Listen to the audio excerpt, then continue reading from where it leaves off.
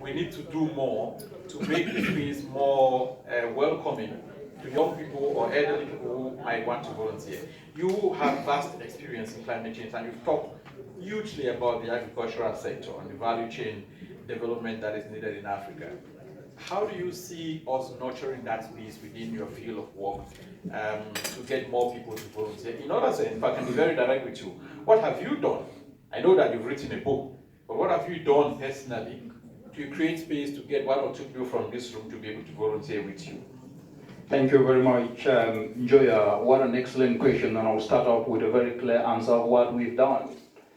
I say we because as an individual, you can only provide what you can provide, but if others don't pick it up to do it, then you will always remain on your own. And that is why collectivism becomes important. Seated in this room here today, there are Kenyan youth who, through the spirit of innovative volunteerism, sacrificing their time, using inspiration and getting inspired, have come together and not only created an enterprise, but they're already connecting farmers to clean energy systems in Kenya. And there is an ICT actor who is seated in this crowd today that is developing an ICT-driven system that will not only connect clean energy actors, farmers, processors, and transporters in the entire Kenya, which will be applied across the entire African continent to be able to ensure that the dots are connected. This is innovative volunteerism in action. It's not about talk. And that said, if you look at the issues that the continent is facing today, because we need to be very, very realistic, each and every month, 1 million youth are graduating and getting into the labor market every month. 12 million of them over a year, competing only for 3 million jobs in 12 months. That means they're competing for less than 250 jobs every month. Where will the jobs come from? That's the big question. Our youth do not belong to the Mediterranean Sea, neither do they belong to be buried under the Mediterranean Sea. And if this challenge is real, as we see on our television screens, how are we going to create jobs? And the next question is, should we create jobs or create wealth? We should create wealth. And to create wealth, we must be able to focus on what is in abundance in the African continent. Everybody eats. I believe we will have some bites after this. And I believe some of us must have had breakfast in the morning and maybe lunch. That means if everybody eats, and the continent is spending 35 billion to import food, it means there is money in this continent. Spending 35 to bring food, that means there is money in this continent, which then is being used to import, and that is depreciating foreign reserves. If the food was produced here, that money will be spent in buying the food here, but how the food is produced becomes an issue. We cannot depreciate the very ecosystems, our soils that produce the food, our trees that act as watersheds. We cannot utilize diesel to add to emissions. We must be able to utilize clean energy because the continent has 365 days of sunshine. That means in the course of doing that, if everyone develop a skill or interest or passion, either in production or in adding value using clean energy or in developing ICT-driven systems to connect farmers to market, each and everyone will be benefiting by solving a problem. And to your question specifically, what I really think that each and everyone should understand is that in the world in which we live today, and also Africa, everyone's challenge represents an opportunity for another person.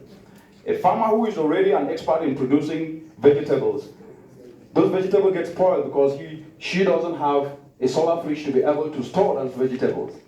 An entrepreneur in the clean energy sector can be able to provide that solar fridge and sell it to that farmer. The farmer puts more money in the pocket as a result of ensuring that the vegetables are preserved so she can sell it to a market.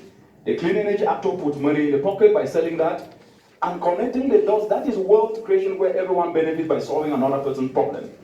And more so, if you look at the agricultural sector, it is worth $1 trillion US. And this is just in 12 years. If you are to create the jobs for the youth that are getting into the labor market, this is the only sector that can make Africa competitive.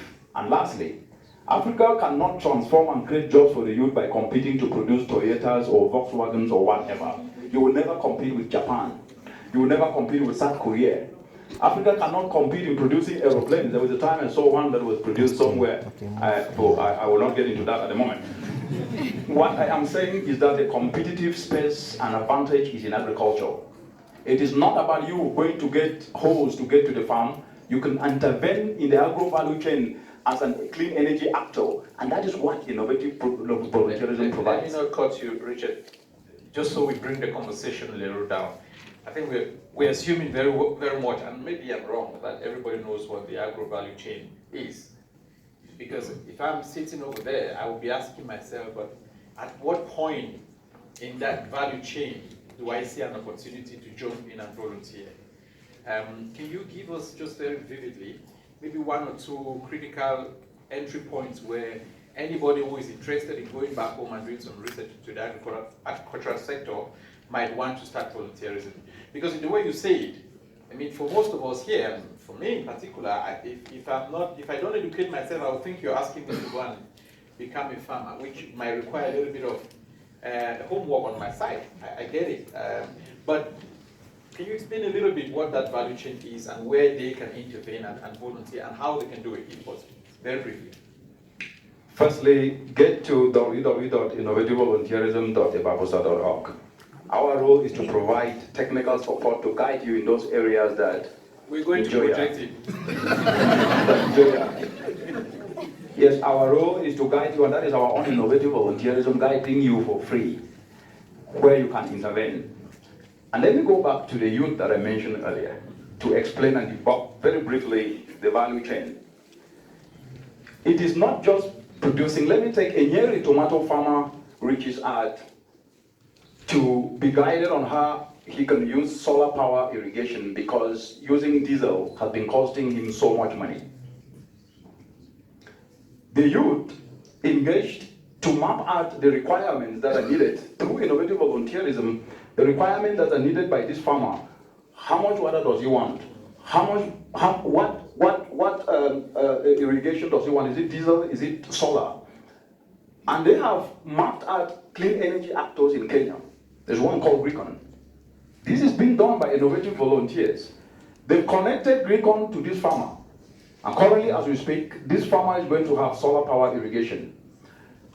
That value chain is, the youth are not engaged in farming.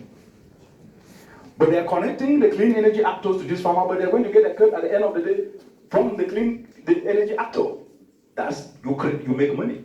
But you're solving a big problem because that farmer could not have known that clean energy actor just by sitting where he is, but by someone who have been engaged with the clean energy actor, he is connecting that clean energy actor to solve. And lastly, to be able to do this in a seamless way, the youth are developing this ICT-driven system where just from the comfort of your mobile phone, you could actually train yourself.